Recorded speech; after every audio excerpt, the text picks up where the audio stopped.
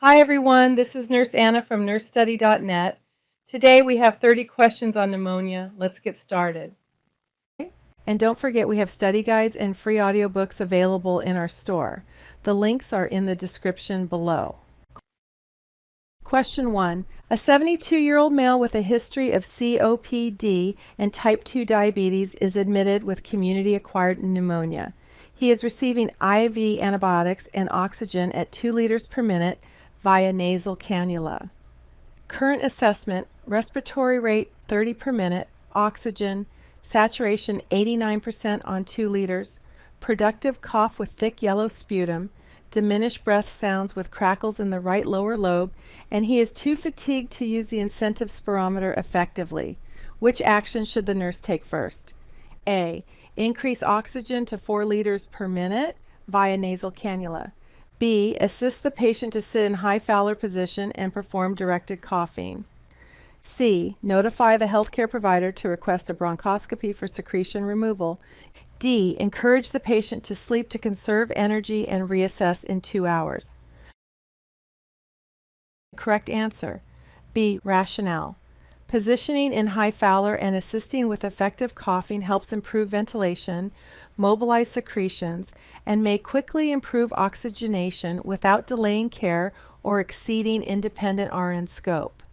Increasing oxygen may be appropriate, but the priority is to open alveoli and clear secretions while reassessing the need for oxygen change based on response. Requesting bronchoscopy requires a provider order and is not the first-line intervention for routine secretion clearance. Allowing prolonged rest delays necessary pulmonary hygiene and may worsen gas exchange. Question 2. A 58-year-old post-stroke patient with dysphagia develops hospital-acquired pneumonia. The nurse notes a temperature of 38.9 degrees Celsius, 102 degrees Fahrenheit, respiratory rate 26 per minute, wet cough, and new crackles in both lower lobes. The UAP asks whether to give the patient water before morning medications. Which response by the nurse is most appropriate? A. Give small sips of water with the pills so they go down easier. B. Crush all medications and mix them into a full glass of water. C. Hold oral fluids and medications, and I will reassess swallowing before proceeding. D. Have the patient drink thickened liquids quickly to prevent aspiration. Correct answer C. Rationale. A patient with dysphagia and pneumonia is at high risk for aspiration. The nurse should reassess swallowing and collaborate with speech therapy or the provider before giving oral intake. Administering thin liquids or large volumes increases aspiration risk, and UAPs cannot independently modify dysphagia strategies without RN assessment. Thickened liquids may be used if ordered, but quickly drinking increases aspiration risk and ignores the need for reevaluation after clinical deterioration. Question 3. A 40-year-old immunocompromised patient with pneumonia is on droplet and standard precautions. The nurse is planning assignments. Which task is most appropriate to delegate to an experienced UAP? A. Teaching the patient how to use the incentive spirometer correctly. B. Assessing the patient's work of breathing and documenting lung sounds. C. Assisting the patient with ambulation in the hallway while wearing the ordered mask. D. Adjusting the oxygen flow rate based on the patient's respiratory rate. Correct answer. C. Rationale. UAPs can assist with ambulation and help ensure the patient wears appropriate PPE, while the RN maintains responsibility for overall infection control and evaluation. Teaching, respiratory assessment, and titrating oxygen are RN responsibilities because they require clinical judgment and evaluation of the patient's response. Question 4. A 67-year-old patient with multilobar pneumonia is receiving IV fluids at 150 milliliters per hour and broad-spectrum IV antibiotics. Over 6 hours, urine output has decreased from 40 milliliters per hour to 15 milliliters per hour, and crackles are now heard in both lower lung fields. Blood pressure is 150 over 88 millimeters of mercury, heart rate 110 per minute, and oxygen saturation 90% on 3 liters per minute. Which action should the nurse anticipate and prepare for? A. Preparing the patient for possible diuretic administration per healthcare provider order. B. Discontinuing the IV fluids independently to prevent pulmonary edema. C. Increasing the IV fluid rate to improve renal perfusion. D. Placing the patient flat to improve renal blood flow. Correct answer. A. Rationale.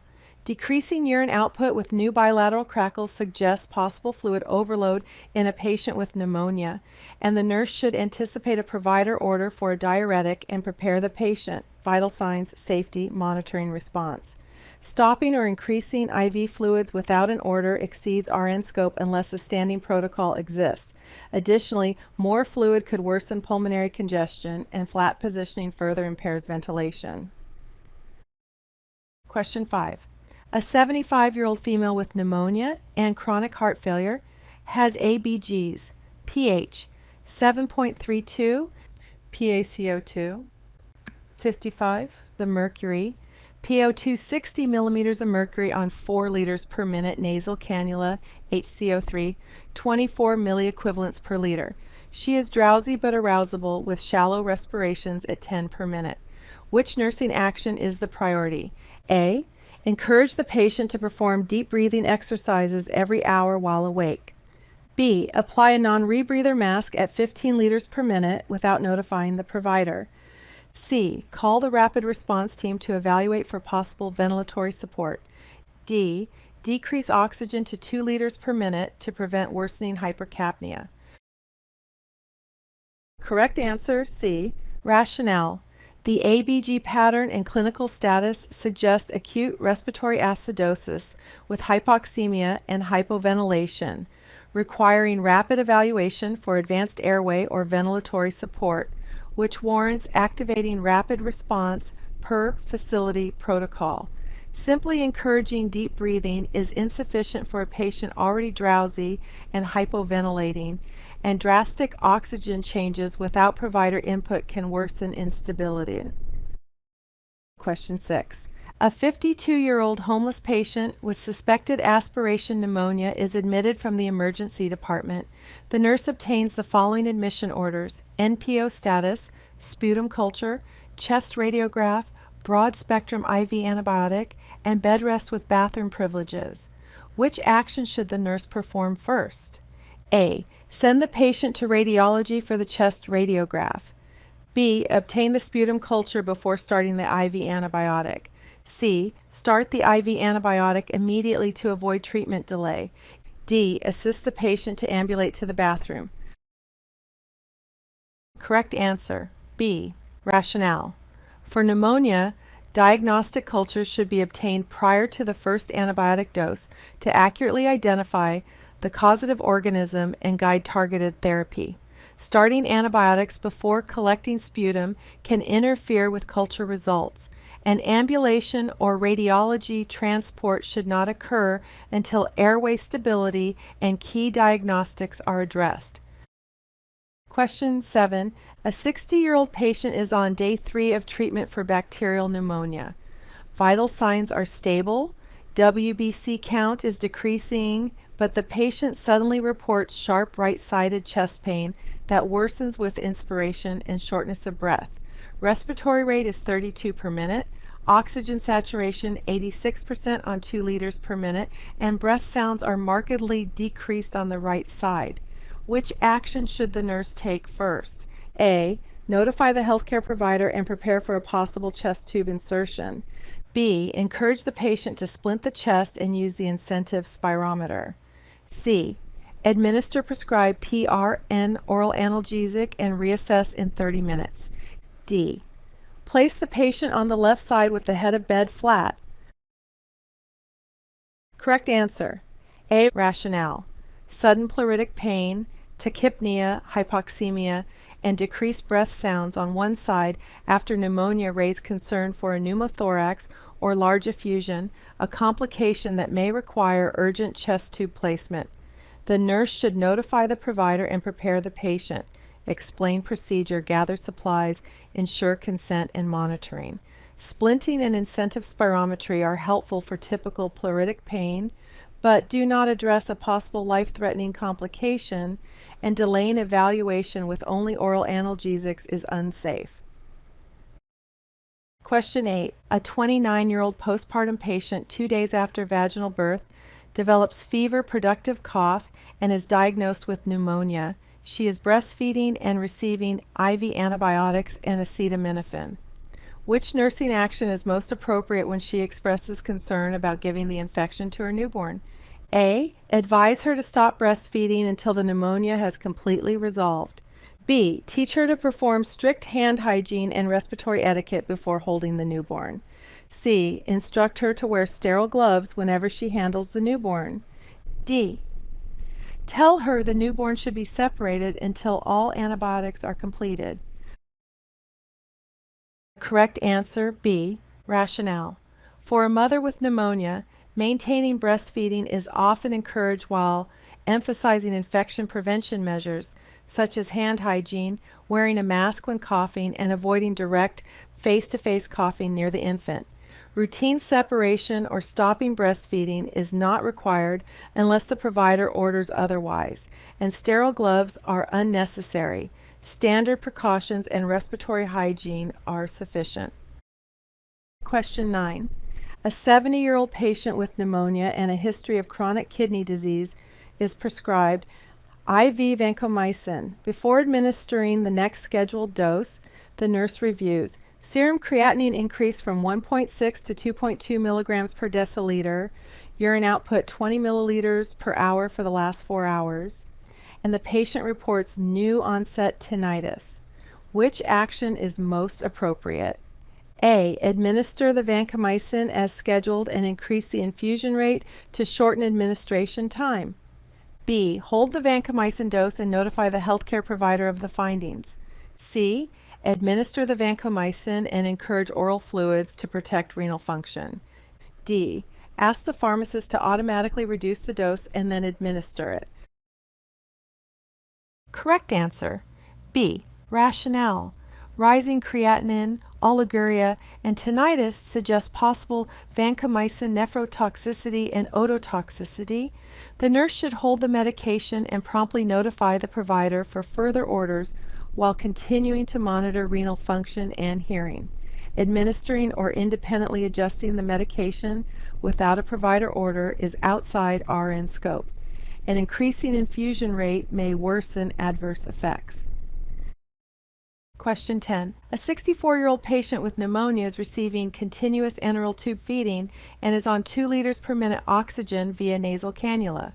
The nurse notes the head of bed is flat, the patient is coughing during feeding, and oxygen saturation decreased from 95% to 89%. Which immediate nursing action is most appropriate? A. Stop the tube feeding and raise the head of bed to at least 30 to 45 degrees. B. Increase oxygen to 6 liters per minute and leave the feeding rate unchanged. C. Flush the feeding tube with 100 milliliters water to ensure patency. D. Ask the provider to discontinue enteral feeding and start total parenteral nutrition. Correct answer A. Rationale. The findings suggest aspiration, risk related to feeding with the head of bed flat. The priority is to stop the feeding and reposition the patient upright to protect the airway and improve ventilation, then notify the provider and reassess respiratory status. Simply increasing oxygen does not address the cause. Excessive flushing may worsen aspiration, and TPN is not an immediate bedside response and requires specific provider orders and central access. Question 11. A 68-year-old male with severe pneumonia is receiving high-flow oxygen and IV antibiotics. Morning labs show sodium 130 milliequivalents per liter, potassium 3.1 milliequivalents per liter, and BUN creatinine mildly elevated. The patient is on IV furosemide for fluid overload. Which nursing action is the priority? A. Restrict free water intake to 500 milliliters per day. B. Place the patient on continuous cardiac monitoring. C. Request that the UAP encourage oral fluids. D. Discontinue furosemide to prevent further electrolyte loss. Correct answer, B. Rationale. The low potassium level places the patient at risk for dysrhythmias, especially while receiving diuretics. So continuous cardiac monitoring is the priority to detect life-threatening rhythm changes early. Fluid and medication adjustments require provider orders. The nurse should not independently discontinue furosemide or restrict fluids without an order. Encouraging fluids without clarifying fluid status could worsen pulmonary congestion. Question 12. A 45-year-old patient with pneumonia and newly diagnosed type 1 diabetes is anxious and repeatedly asks the nurse, "Why am I getting insulin when I'm sick with an infection in my lungs?" Which nursing response is most therapeutic? A. You have to take insulin because your blood sugar is high. B. Your provider ordered it and it is not safe to refuse. C. Infections like pneumonia can increase your blood sugar and insulin helps your body heal. D. If you rest and drink fluids, we can probably stop the insulin soon. Correct answer, C. Rationale. This response gives clear, simple education about the relationship between infection, stress response, and hyperglycemia, while supporting the patient's understanding and coping. Telling the patient that refusal is unsafe without explanation is coercive and non-therapeutic. Minimizing the need for insulin or providing incomplete information may decrease adherence and trust. Question 13. A 74-year-old woman with pneumonia is on a medical surgical unit. She is confused, frequently tries to get out of bed, and pulls at her oxygen tubing. The provider has ordered soft wrist restraints. Which nursing action is most important to perform first? A. Apply the restraints and double knot them for security. B. Explain the reason for restraints to the patient and family. C. Place the bed in the highest position to protect the nurse's back. D. Delegate restraint application to the UAP to save time. Correct answer, B. Rationale. Before applying restraints, the nurse should explain their purpose, explore alternatives, and obtain informed consent per facility policy when possible. Restraints must be applied by qualified staff using quick release knots and the least restrictive method. Double knotting is unsafe. Delegation without nurse assessment and teaching is inappropriate, and raising the bed increases fall risk.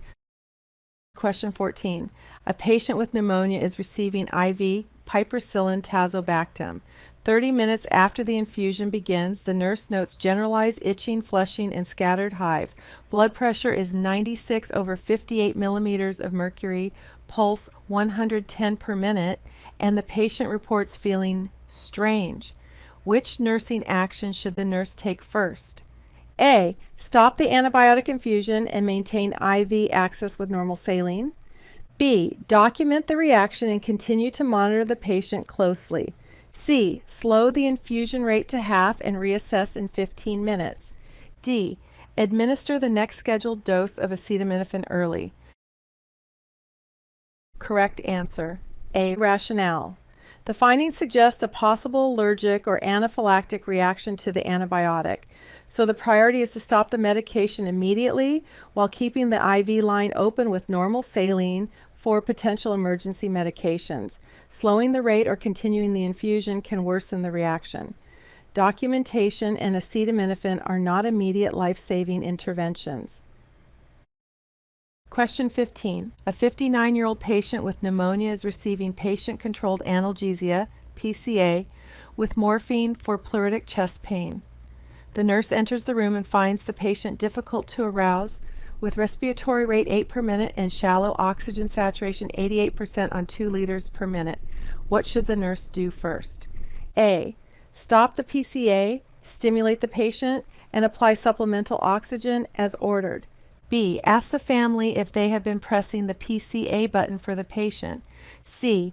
Reduce the PCA dose in the pump settings. D. Encourage the patient to cough and deep breathe. Correct answer, A. Rationale.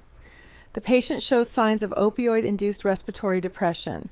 The nurse must immediately stop the PCA, attempt to arouse the patient, and support oxygenation while preparing to notify the provider and obtain an order for naloxone if indicated. Adjusting PCA settings is not within independent RN scope. Asking the family about button use and encouraging coughing are lower priorities when ventilation is compromised. Question 16. A 70-year-old patient with pneumonia and long-standing rheumatoid arthritis is taking high-dose prednisone. The nurse reviews the plan of care and notes a new low-grade fever and delayed healing of a wound by the peripheral IV site. Which nursing action is most important? A. Educate the patient that steroids prevent all signs of infection. B. Assess the IV site and surrounding skin carefully and notify the provider of findings. C. Remove the IV catheter without documenting the reason. D. Ignore the low-grade fever because it is expected with steroids. Correct answer, B. Rationale. Chronic steroid therapy can blunt typical inflammatory responses, so subtle signs like low-grade fever and poor wound healing may indicate infection. Thorough assessment and prompt provider notification are critical. Removing the IV without documentation or provider communication fails to address potential systemic infection. It is inaccurate and unsafe to claim that steroids prevent all infection signs, and ignoring the fever delays treatment. Question 17. A 63-year-old patient with pneumonia on 4 liters per minute, oxygen via nasal cannula, reports severe fatigue and refuses to ambulate. Vital signs are stable. The provider has ordered ambulate 3 times daily as tolerated.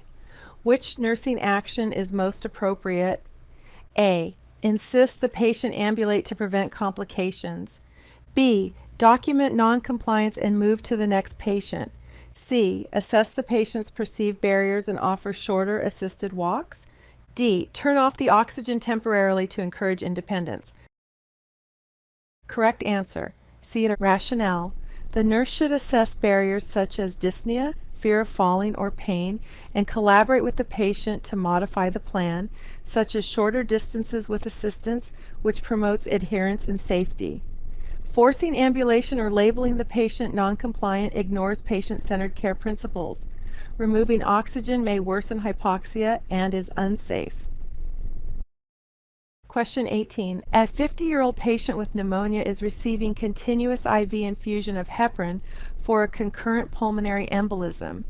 The nurse prepares to perform nasotracheal suctioning due to thick secretions and increased work of breathing. Which nursing action is most important before the procedure? A. Check the most recent partial thromboplastin time, APTT, and assess for bleeding. B. Hold the heparin infusion for 2 hours before suctioning. C. Decrease the oxygen flow to prevent oxygen toxicity during suctioning. D. Ask the UAP to perform the suctioning to save time. Correct answer. A. Rationale. Heparin increases bleeding risk, and nasotracheal suctioning can cause mucosal trauma. The nurse should review coagulation results and assess for active bleeding before proceeding, then perform the procedure with caution. Holding heparin or adjusting oxygen without provider orders is inappropriate. Suctioning is a sterile, skilled procedure that should not be delegated to UAP. Question 19. An older adult with pneumonia becomes increasingly restless and agitated at night, pulling at lines and trying to climb out of bed. The nurse suspects delirium. Which non-pharmacologic intervention is most appropriate? A. Turn off all lights and close the door to maintain strict quiet. B. Reorient the patient frequently and ensure glasses and hearing aids are in place. C. Apply a vest restraint to prevent falls. D. Request a PRN sedative to help the patient sleep. Correct answer B. Rationale. Delirium management focuses on frequent reorientation, optimizing sensory input, promoting normal sleep-wake cycles, and minimizing environmental stressors. Ensuring the patient can see and hear decreases confusion. Total darkness and isolation can worsen delirium. Restraints and sedatives increase risk for injury, respiratory compromise, and prolonged confusion and should not be first-line measures. Question 20. A 47-year-old patient with pneumonia is being discharged with a new prescription for oral levofloxacin. Which statement by the patient indicates a need for further teaching? A. I will take the antibiotic at the same time each day until it is finished. B. If I start to feel better in a few days, I can stop taking the medication. C. I will report any tendon pain or swelling to my healthcare provider right away. D. I will drink plenty of fluids and avoid taking this with antacids. Correct answer B. Rationale. Stopping antibiotics early increases the risk of recurrence and resistance. The patient must complete the full course, even if symptoms improve. Taking the medication consistently, avoiding interactions with antacids, staying hydrated, and reporting tendon discomfort are appropriate and show correct understanding of the teaching. Question 21. A 76-year-old patient with pneumonia and a history of atrial fibrillation on warfarin becomes increasingly short of breath. The nurse notes respiratory rate 30 per minute, crackles in both lower lobes, and 3+ pitting edema in the ankles. Which action should the nurse anticipate and prepare for? A. Preparing the patient for an increase in warfarin dose. B. Preparing the patient for possible intravenous diuretic administration per provider order. C. Encouraging the patient to drink more oral fluids. D. Placing the patient in Trendelenburg position. Correct answer B. Rationale. Worsening dyspnea, crackles, and peripheral edema suggest fluid overload and possible heart failure exacerbation. The nurse should anticipate a diuretic order and prepare by assessing vitals, lung sounds, and ensuring IV access. Increasing fluids or placing the patient head down would worsen respiratory status, and changing the warfarin dose does not address the acute fluid issue. Question 22. A 54-year-old patient with severe pneumonia is receiving IV methylprednisolone and broad-spectrum antibiotics. The nurse evaluates morning point-of-care glucose readings, 135, 188, and 210 milligrams per deciliter over the last 24 hours. The patient has no history of diabetes. Which nursing action is most appropriate? A. Document the results as expected and take no further action. B. Encourage the patient to consume more carbohydrates with meals. C. Notify the provider and anticipate sliding scale insulin coverage. D. Stop the steroid infusion until the glucose levels normalize. Correct answer C. Rationale. High-dose steroids commonly cause hyperglycemia, which can impair healing and increase infection risk. The nurse should report the trend and anticipate insulin coverage to maintain target glucose levels. Steroid therapy should not be stopped without provider orders, and ignoring the values or increasing carbohydrates is unsafe. Question 23. A 61-year-old patient admitted with pneumonia is also being evaluated for possible tuberculosis, TB. Which nursing action is most important when admitting this patient to the unit? A. Place the patient in a private room with negative pressure and appropriate airborne precautions. B. Assign the patient to a semi-private room with another respiratory patient. C. Place a surgical mask on the patient but allow door to remain open. D. Instruct visitors to wear gloves only when entering the room. Correct answer A. Rationale. When TB is suspected, the patient should be placed in a private negative pressure room with airborne precautions, including appropriate respiratory protection for staff. Cohorting or leaving the door open increases transmission risk, and gloves alone do not protect against airborne droplet nuclei. Question 24. A 68-year-old patient with pneumonia and long-standing COPD is receiving 4 liters per minute oxygen via nasal cannula. The patient becomes increasingly confused, and ABGs show pH 7.36, PaC O2 60 millimeters of mercury, PaO2 80 millimeters of mercury, HCO3 33 milliequivalents per liter. Which action should the nurse take first? A. Decrease the oxygen flow based on facility protocol and monitor mental status. B. Increase oxygen to 10 liters per minute via simple mask. C. Discontinue oxygen to prevent further CO2 retention. D. Encourage hyperventilation with rapid deep breaths. Correct answer, A. Rationale. The ABG suggests chronic C. O2 retention with compensated respiratory acidosis. Excessive oxygen flow may worsen. CO2 narcosis in some COPD patients, so carefully titrating oxygen down per protocol while monitoring status is appropriate. Abruptly stopping oxygen or greatly increasing it can destabilize the patient, and forced hyperventilation is neither realistic nor safe in a confused, compromised patient. Question 25. A 72-year-old patient with pneumonia is receiving oral azithromycin. The nurse reviews the ECG and notes a prolonged QT interval compared to baseline. Which nursing action is most appropriate? A. Administer the azithromycin and reassure the patient. B. Hold the azithromycin and notify the healthcare provider of the ECG finding. C. Ask the pharmacist to change the antibiotic to a different class and proceed. D. Instruct the patient to increase potassium-rich foods and continue the drug. Correct answer, B. Rationale. Macrolide antibiotics can prolong the QT interval and increase risk for torsades de pointes. The nurse should withhold the medication and promptly report the change to the provider for further evaluation. Independently changing the prescription or continuing it without addressing the risk is outside RN scope and unsafe, and dietary changes alone do not correct medication-induced QT prolongation. Question 26. A 63-year-old patient with pneumonia and a history of stroke has right-sided weakness and inattention. The nurse is planning strategies to prevent aspiration during meals. Which intervention is most appropriate?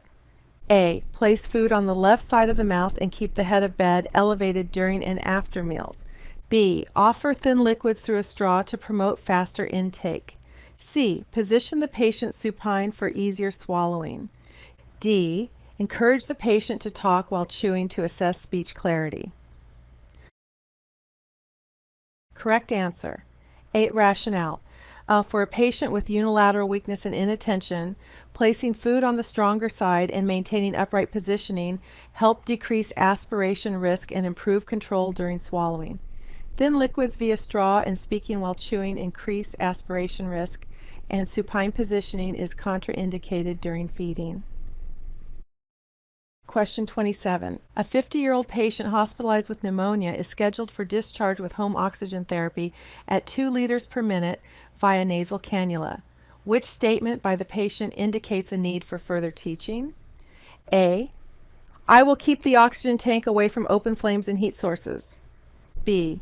I can use petroleum jelly inside my nose if it feels dry. C. I will check the tubing regularly for kinks. D. I will not increase the oxygen flow rate without instructions. Correct answer, B. Rationale. Petroleum-based products are flammable and should not be used with home oxygen. Water-based lubricants or humidification are safer. Keeping equipment away from heat, inspecting tubing, and not adjusting flow rate without instructions are correct safety behaviors. Question 28. A 47-year-old patient with pneumonia is receiving IV fluid therapy at 125 milliliters per hour. Over the last 8 hours, intake is 1,500 milliliters and urine output is 200 milliliters. The patient's lungs have new crackles at the bases and blood pressure increased from 118/72 to 146/88 millimeters of mercury. Which nursing action is most appropriate?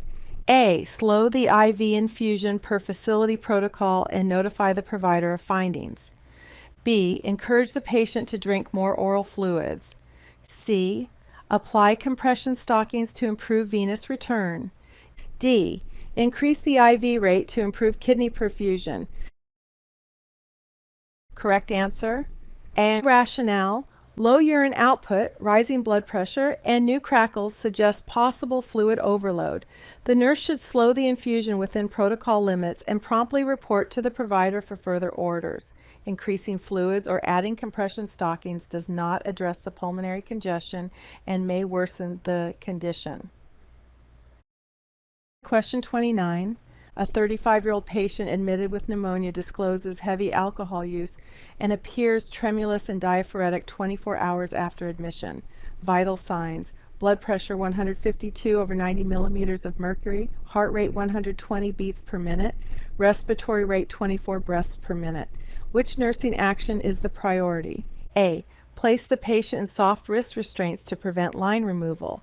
B. Use a standardized withdrawal assessment tool and notify the provider of possible alcohol withdrawal. C. Ignore the symptoms because they are likely due to pneumonia. D. Encourage the patient to drink coffee to stay awake. Correct answer. B. Rationale. The patient is at risk for alcohol withdrawal, which can rapidly progress to seizures or delirium tremens. The nurse should assess severity using a withdrawal scale and inform the provider for appropriate pharmacologic management and monitoring. Restraints, ignoring symptoms, or giving stimulants are unsafe and do not address the underlying risk. Question 30. A 69-year-old patient with pneumonia is being discharged to home where she lives alone.